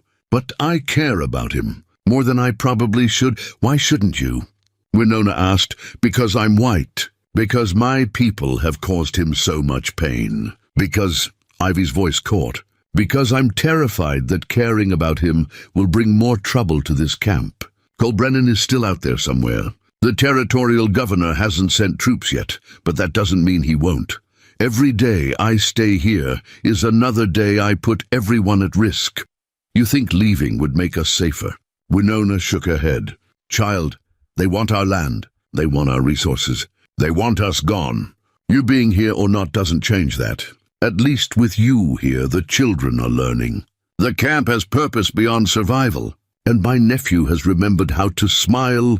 She reached across and squeezed Ivy's hand. Don't let fear steal your happiness. Life is too short and too hard for that. That evening, Timothy found Ivy by the river. She'd started coming here at sunset, sitting on a flat rock and watching the water flow past. It was peaceful, meditative, a place where her thoughts could settle. May I join you? He asked. Please. Ivy shifted to make room. He sat, his long legs stretched out before him. For a while neither spoke. The river provided all the conversation necessary. The children speak highly of you, Timothy said finally. Little Dove told her mother you're the best teacher in the world. She's 6 and hasn't met any other teachers, but still. High praise, Ivy smiled. Little Dove is precious. She asks 1,000 questions and remembers every answer. She's going to be formidable when she grows up. Like her teacher, Timothy said. Ivy felt heat rise to her cheeks. I'm not formidable. I'm just stubborn. Stubbornness and formidability often look the same from the outside, Timothy said, something warm in his tone. You've built something good here, Ivy. The children respect you. The camp has accepted you. Even the warriors who were skeptical at first have come around. And you? Ivy asked, surprising herself with her boldness. Have you come around? Timothy turned to look at her, his dark eyes unreadable in the fading light. I never needed to come around. I knew who you were from the moment I found you chained to that post. Someone worth saving. Someone worth protecting. He paused. Someone worth knowing. Ivy's heart hammered against her ribs. Timothy, I need to tell you something. And I need you to be honest with me when I do. All right, he said carefully. I care about you. The words tumbled out before she could stop them. More than as just someone who saved my life. More than as the leader of this camp. I think about you constantly. I look forward to seeing you every day. And I'm terrified because I don't know if you feel the same way or if I'm just some broken thing you felt obligated to help. Silence stretched between them like a held breath. You're not a broken thing, Timothy said finally, his voice rough. You're one of the strongest people I've ever met. And yes, I feel the same way. I have for weeks. Maybe from the beginning. He looked out at the river. But I didn't know how to say it. I didn't know if I had the right to feel it. Why wouldn't you have the right? Ivy asked softly. Because of Maka, because of Winyan, because loving someone again feels like betraying their memory. His hands clenched in his lap. They've been gone 3 years, and some days it feels like yesterday. How can I move forward when part of me is still back there, watching them die, unable to save them? Ivy reached out and covered his hand with hers. Moving forward doesn't mean forgetting them. It doesn't mean they mattered less. It just means you're choosing to live instead of just survive. Her voice was gentle but firm. They loved you. Would they want you to be alone forever? Or would they want you to find happiness again? Timothy's eyes closed. A single tear tracked down his weathered cheek. Makar told me before she died that she wanted me to live. Really live. Not just exist. She made me promise. Then honor that promise, Ivy said. Not for me, for her. For yourself. Timothy opened his eyes and turned to face her fully. His hand turned beneath hers, fingers intertwining. I don't know how to do this. How to care about someone without the fear that I'll lose them too. None of us know, Ivy said. That's what makes it terrifying, and beautiful, and worth doing anyway. He studied her face for a long moment, as if memorizing every detail. Then slowly, carefully, he leaned forward. The kiss was gentle, tentative, a question more than a statement. Ivy answered by leaning into him, her free hand rising to cup his face. When they broke apart, both were breathing hard. Timothy rested his forehead against hers. I want this, he said quietly. I want you. But it won't be easy. There will be people in the camp who disapprove. And the fort, let them disapprove, Ivy interrupted. I'm tired of living my life based on what other people think I should do. For once, I want to choose something just because it makes me happy. And I make you happy, Timothy asked, a hint of vulnerability in his voice. Yes, Ivy said simply. You do. They sat by the river as the stars emerged, hands clasped, foreheads touching. Two people from different worlds who'd found in each other something neither had been looking for, but both desperately needed. The weeks turned into months. Autumn gave way to winter's first snow. Ivy moved from Winona's lodge into her own, a smaller dwelling near the teaching lodge. Timothy helped her set it up, and if he spent more nights there than in his own lodge, no one commented. At least not loudly. The children thrived under Ivy's teaching. They learned to read and write in 2 languages. They studied maps and mathematics. They debated history and philosophy. And they taught Ivy in return about hunting and tracking, about the spirits that lived in the land, about what it meant to be Arikara in a world that was changing too fast. News from Fort Pierre came sporadically. Cole Brennan had been released from jail after only 2 weeks, claiming self-defense and initiation rights. Garrett had tried to keep him locked up longer, but the territorial judge sided with Brennan. No surprise there. White men rarely faced real consequences for crimes against indigenous people or those who associated with them, but Brennan hadn't returned to make trouble. Word was he'd moved south toward Kansas Territory, seeking easier prey. His brother Seth had stayed at Fort Pierre, working quietly and keeping his head down, carrying the weight of guilt for what he'd allowed to happen. Father Michaels visited once in early December. He arrived with supplies and questions. Ivy met him at the camp's edge, with Timothy at her side. Miss Harrington, Father Michaels said, his weathered face breaking into a relieved smile. I heard what happened. I'm so sorry I wasn't there to prevent it. It's not your fault, Ivy said warmly. But I'm glad you're here now. There's much to discuss. They spoke for hours. Ivy explained everything, from the chains to her recovery to her decision to stay and teach. Father Michaels listened without judgment, his expression growing more approving as the story unfolded. You've found your calling, he observed. And from what I hear, you're exceptional at it. The children have learned more in 3 months than in the previous year. They're exceptional students, Ivy said, with an exceptional teacher. Father Michaels turned to Timothy. Thank you for protecting her. For giving her a chance when her own people failed her. She's given us more than we've given her, Timothy replied. Father Michaels smiled knowingly. I can see that. He reached into his coat and pulled out a leather pouch. I brought supplies for the school, books, slates, writing materials, and a letter from the Territorial Education Board officially recognizing your teaching position. It won't stop trouble if it comes, but it might slow it down. Thank you. Ivy accepted the pouch, touched by his thoughtfulness. Will you marry? Father Michaels asked suddenly, looking between them. Ivy and Timothy exchanged glances. They hadn't discussed it explicitly, though the question had hung unspoken between them for weeks. Would that be possible? Timothy asked carefully.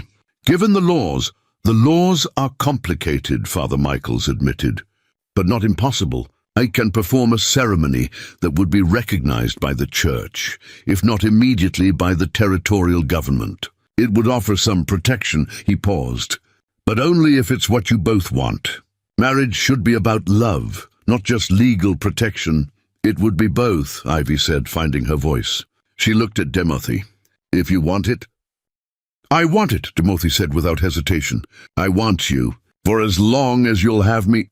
Then it's settled, Father Michael said, clearly pleased. I'll return in the spring to perform the ceremony. That gives you time to prepare and make sure this is truly what you want. He left the next morning with promises to return. The camp buzzed with the news. A wedding. Between the WarChief and the white teacher, it was unprecedented, controversial, and somehow exactly right. Winter deepened. Snow blanketed the prairie. The teaching lodge stayed warm with a central fire, and the children came every day, despite the cold. Ivy's Arikara improved dramatically. She could now hold full conversations, tell stories, even make jokes that actually landed. On the longest night of winter, the camp held a celebration. Fires burned bright, food was shared, stories were told. Ivy sat beside Timothy, wrapped in furs, watching the children dance and play. Winona sat on her other side, humming an old song. Are you happy? Winona asked quietly. Ivy thought about the question, about everything she'd lost. Her parents, her old life, the safety and comfort of familiar things. But she thought too about everything she'd gained, purpose, community, love, a future that felt bright instead of suffocating. Yes, she said, and meant it completely. I'm happy. Good, Winona said. That's all anyone can ask for. Spring came slowly, then all at once. Snow melted, rivers swelled. Green burst from the earth like a promise kept. And true to his word, Father Michael's returned. The wedding took place on a clear April morning. The entire camp gathered. Ivy wore a dress made by the camp's women, beautiful white doeskin decorated with intricate beadwork. Timothy wore his finest buckskins and the ceremonial headdress his father had worn. They stood together before Father Michael's while he spoke words in English and Latin, blessing their union. But after the Christian ceremony, there was an Arikara one too. Winona performed it, speaking in the old language about two paths becoming one, about strength in unity, about love that transcends the boundaries others try to build. When it was done, when both ceremonies had been completed and witnessed, Timothy and Ivy faced each other. He took her hands in his. I promise to protect you, he said, to honor you, to walk beside you for all the days we're given. I promise to stand with you, Ivy replied. To build with you, to love you through whatever comes. They kissed as the camp erupted in celebration. Music played. Food was served. Children ran wild with joy. And two people who'd been brought together by cruelty chose to build something beautiful from the wreckage. Months later, as summer heat baked the prairie, a rider approached from the south. Ivy saw him from the teaching lodge, and her heart seized with old fear. But as he drew closer, she recognized Seth Brennan. Timothy met him at the camp's edge, warriors flanking him. But Seth raised his hands in peace. I'm not here for trouble, he said. I came to tell you my brother is dead, Cole. He was killed in a fight in Kansas 3 weeks ago. His voice was hollow. I thought you should know. Thought she should know that the threat is gone. Relief washed through Ivy so powerfully she nearly collapsed. Timothy's arm went around her waist, supporting her. Thank you for telling us, Timothy said to Seth. Seth nodded. His eyes found Ivy. I'm sorry. For everything. For not stopping him. For being a coward. You testified when it mattered, Ivy said. That took courage. Not enough courage, Seth replied. But maybe enough to live with myself. He turned his horse. Be well, Miss Harrington. Or I suppose it's Mrs. Timothy now. Be well. He rode away, carrying his guilt like a stone. That night, Ivy and Timothy lay together in their lodge, listening to the camp settle into sleep. Her head rested on his chest. His arm wrapped around her shoulders. It's really over, she whispered. Brennan is dead. The threat is gone. One threat, Timothy corrected gently. There will be others. The territorial government, new settlers, the railroad they keep talking about building. But we'll face them together. Together, Ivy agreed. She thought about the woman she'd been a year ago, scared, alone, convinced she was worthless because cruel people had told her so.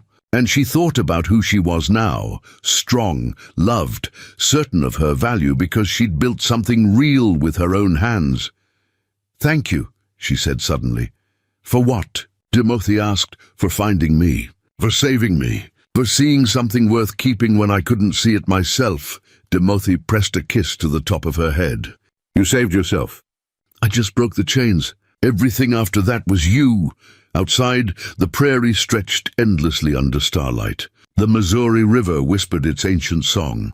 And in an Arikara camp, where a white teacher had become a beloved member of the community, where a war chief had learned to hope again, two hearts beat in rhythm. They'd been chained by cruelty and freed by courage. They'd been torn apart by hatred and brought together by love. And though the future remained uncertain, though challenges surely lay ahead, they faced it together, because some bonds, once forged in fire and sealed with trust, can never be broken, not by prejudice, not by fear, not by anything. 2 years later, the school bell rang clear across the prairie. Its sound carried on the warm September wind. Ivy stood in the doorway of what had once been a single teaching lodge, but was now a proper schoolhouse, built with timber and care by the combined efforts of Arikara warriors and a handful of settlers from Fort Pierre who'd grown tired of Brennan's legacy of hatred. It stood as a testament to what cooperation could achieve. 32 children poured out into the afternoon sunshine, their laughter a melody that never grew old. Teacher Ivy, Little Dove called, now 8 years old and tall for her age. "Can I borrow the book about the stars? I want to show my father the drawings." "Of course," Ivy said, retrieving the astronomy text from her desk. "But remember, you're responsible for it. That book traveled all the way from Boston. I'll guard it with my life," Little Dove promised solemnly, clutching the book to her chest before running off. Ivy watched her students disperse, some heading toward the Arikara camp, others toward the small cluster of cabins that had sprung up nearby. A mixed community, not fully integrated, not without tension, but trying, learning, growing. She placed a hand on her swollen belly, feeling the flutter of movement within. 6 months along now, and the baby kicked constantly, as if eager to enter this complicated, beautiful world. "Still on your feet?" Winona's voice came from behind. "I told you to rest in the afternoons." "I rest plenty," Ivy protested, though she gratefully accepted the older woman's arm for support. "The baby won't let me sleep anyway. Too busy practicing for a future as a warrior, I think, or a teacher who never sits still," Winona countered with a knowing smile. "Just like the mother." They walked together toward the main camp, passing gardens where Arikara women worked alongside settler women, sharing techniques and seeds. The territorial governor had finally recognized the camp's permanent status 6 months ago, granting them protected land rights in exchange for allowing the Eastern Road to pass through the southern edge of their territory. It wasn't everything Timothy had fought for, but it was something, a foothold, a beginning. "Where's my husband?" Ivy asked. "Where do you think?" "The council lodge. They've been arguing about the railroad proposal for 3 hours now." Winona shook her head. "Some of the younger warriors want to reject it outright. Timothy is trying to negotiate terms that protect our sacred sites while allowing passage for the rails. It's an impossible balance," Ivy said quietly. "Most important things are," Winona replied. They reached Ivy and Timothy's lodge, larger now to accommodate their growing family. Winona had moved into a smaller dwelling nearby, claiming she needed her own space, though everyone knew she just wanted to give the couple privacy. Inside, Ivy settled onto the pile of furs and blankets that served as their bed. Her back ached, her feet were swollen, but when she felt the baby move again, all discomfort faded into wonder. "You're loved already," she whispered to her unborn child. "By so many people. You're going to grow up knowing both worlds, both languages, both ways of seeing, and maybe that will make you strong enough to build bridges we couldn't." The lodge flap opened, and Timothy entered, looking exhausted, but managing a smile when he saw her. "How was council?" Ivy asked. Long, frustrating, necessary. He crossed to her, kneeling beside the bed and placing his hand on her belly. How's our little warrior? Active. I think he's training for battle in there, or she's teaching a class, Timothy countered. Could be a daughter just like her mother. Either way, we're in trouble, Ivy said with a laugh. Timothy's expression grew serious. The railroad is coming. We can't stop it. But I negotiated protection for the burial grounds and the winter hunting territory. They'll route around those areas. It's not perfect, but it's better than nothing. You did well, Ivy said, reaching up to touch his face. You always do. I compromise. That's different. There was old pain in his voice. My father would have fought. He would have said no land, no passage, no negotiation. Your father lived in a different time, Ivy said gently. You're navigating a world he never had to face. You're keeping your people alive and together. That's not compromise. That's wisdom. Timothy leaned forward, pressing his forehead to hers. I don't know how you always know what to say. Years of teaching, Ivy said. You learn to read what people need to hear. They stayed like that for a moment, breathing together, finding center in each other's presence. Then Timothy pulled back slightly. There's something else. Father Michael sent word. He's coming next week with supplies for the school. And he's bringing someone. Timothy paused. A representative from the Territorial Education Board. They want to evaluate your teaching, determine if the school should receive official funding and recognition. Ivy's heart jumped. Official recognition? That would mean real books, proper supplies, maybe even a second teacher. It would also mean oversight, inspections, requirements about what you can and can't teach. Timothy's expression was cautious. You need to decide if that trade is worth it, Ivy thought about her students. About the Arikara children who were learning to navigate two worlds. About the settler children who were learning that the Arikara were people, not the monsters their parents' stories painted. About the future those children could build if given the right tools. It's worth it, she said. We'll find ways to teach what matters regardless of what they require. But official recognition means protection. It means they can't just shut us down on a whim. It means legitimacy. Then we'll prepare, Timothy said. Make sure the schoolhouse is perfect. Make sure the children are ready to show what they've learned. He smiled. Though I doubt they need much preparation. You've taught them well. The week passed in a flurry of activity. The schoolhouse was cleaned until it gleamed. Books were organized. Children practiced their reading and arithmetic. The whole community seemed invested in making a good impression, as if they understood that this evaluation was about more than just one school. It was about proving that different peoples could coexist, could learn from each other, could build something better together. Father Michaels arrived on a bright Tuesday morning, accompanied by a severe-looking woman named Mrs. Adelaide Thornton. She was perhaps 50, dressed in dark, practical clothing, with sharp eyes that missed nothing. She surveyed the schoolhouse with an expression that gave away nothing. Mrs. Timothy, she said, her voice crisp. I'm here to assess your teaching methodology, your curriculum, and the overall efficacy of this educational experiment. Experiment, Ivy repeated, keeping her tone neutral. Is that what we're calling it? What would you call it? Mrs. Thornton asked. Progress, Ivy said simply. Mrs. Thornton's lips twitched, almost a smile. Show me? For 3 days, Mrs. Thornton observed. She watched Ivy teach reading in both English and Arikara. She saw children solve complex mathematical problems. She listened to students debate historical events from multiple perspectives. She examined their writing, their artwork, their projects. She asked questions of the children themselves, testing their knowledge and their enthusiasm. On the third evening, she requested a meeting with Ivy and Timothy in their lodge. They sat around the fire while Mrs. Thornton reviewed her notes. I'll be direct, she said finally. This is the most extraordinary educational environment I've encountered in 20 years of evaluation. Your students are performing at levels well beyond their peers in established schools. They're bilingual, culturally aware, and genuinely enthusiastic about learning. She looked up from her notes. However, Ivy's stomach clenched. There was always a however. However, there are concerns from the board about the content of your instruction. Teaching Arikara language and customs, presenting history from indigenous perspectives, these things make some members uncomfortable. They worry you're fostering divided loyalties rather than assimilation. Good, Timothy said flatly. Assimilation is another word for erasure. My people have already lost too much. We're not surrendering our language and culture so settlers can feel more comfortable.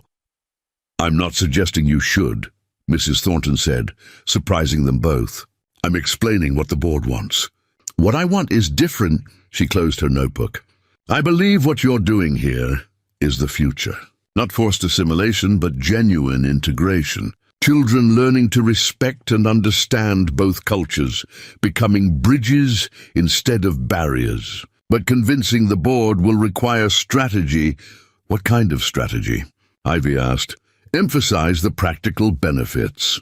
These children will be better traders because they speak multiple languages. Better negotiators because they understand different worldviews. Better citizens because they've learned that people who look different aren't enemies, they're neighbors.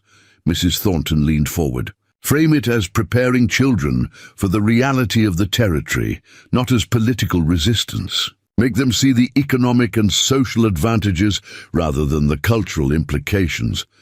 That feels dishonest, Ivy said. It's tactical, Mrs. Thornton corrected. You're still teaching what matters. You're just describing it in terms they can accept. Sometimes progress requires patience and careful language. Timothy and Ivy exchanged glances. It wasn't what they wanted, this careful dancing around the truth. But if it meant protection for the school, resources for the children, a future where this work could continue, we can do that, Ivy said. Mrs. Thornton nodded. Good. I'll recommend full accreditation and funding. You'll receive quarterly shipments of supplies and a small salary for your work. In exchange, you'll submit attendance records and curriculum summaries. Nothing too invasive. Just enough to satisfy bureaucratic requirements. She stood. Your students are remarkable, Mrs. Timothy. What you've built here matters. Don't let anyone tell you otherwise. After she left with Father Michaels the next morning, the camp celebrated quietly. Official recognition. Real funding. Protection under territorial education law. It wasn't everything, but it was significant. We did it, Ivy said that evening, watching the sunset paint the prairie in shades of gold and orange. The school is protected. The children will have resources. It's actually happening. You did it, Timothy corrected. You built this. You created something that even the territorial bureaucrats can't deny is valuable. We built it, Ivy insisted. All of us. The whole community.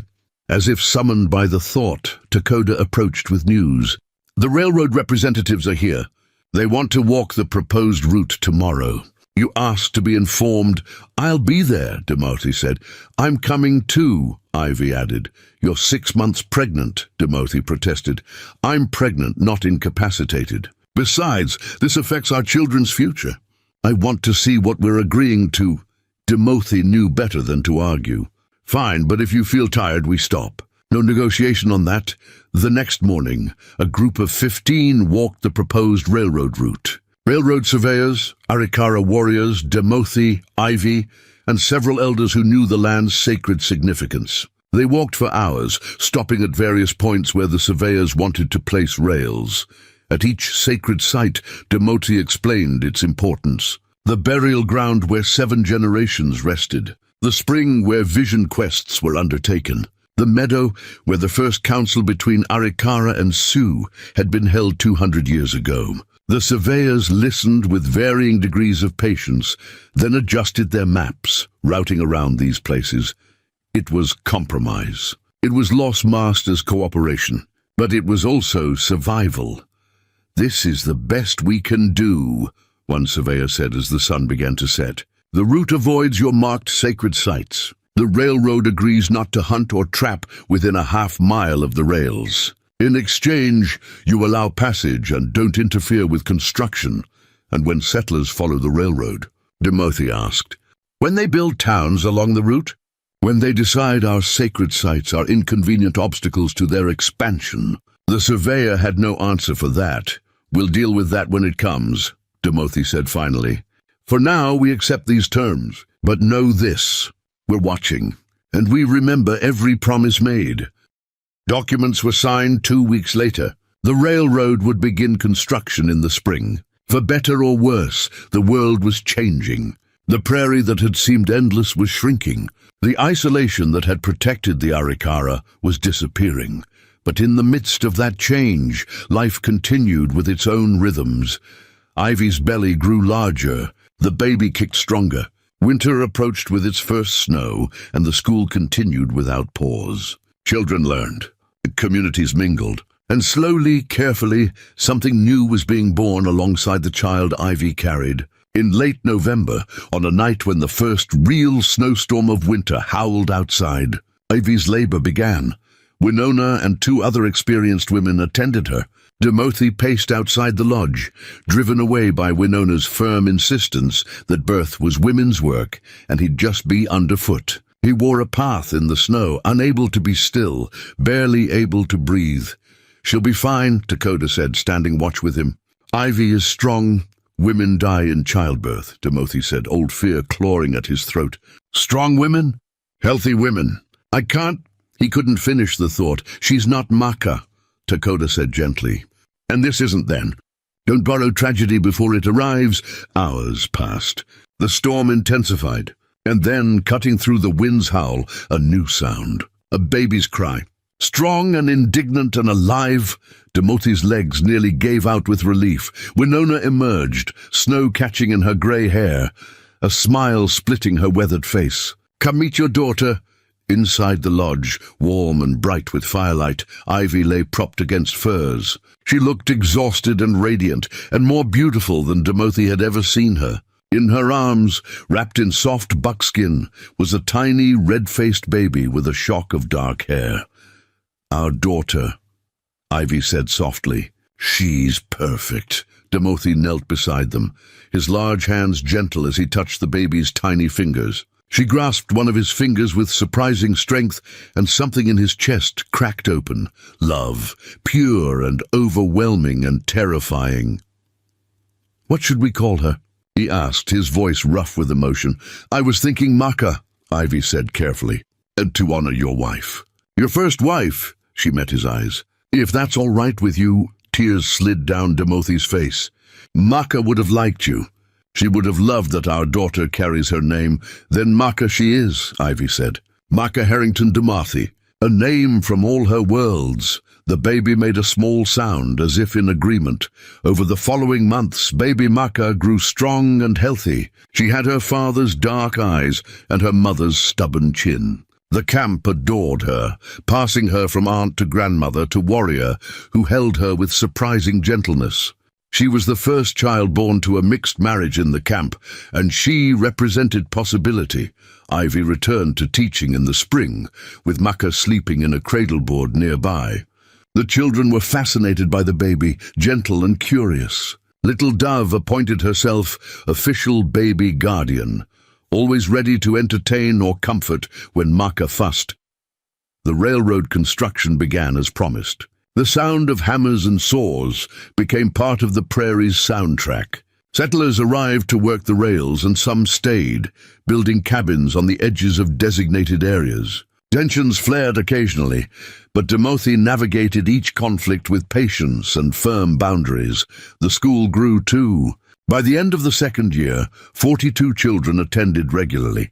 Mrs. Thornton returned in the spring and again in the fall, each time with more supplies and growing enthusiasm for what she called their model integration program. Other territories were watching, she said, considering similar approaches.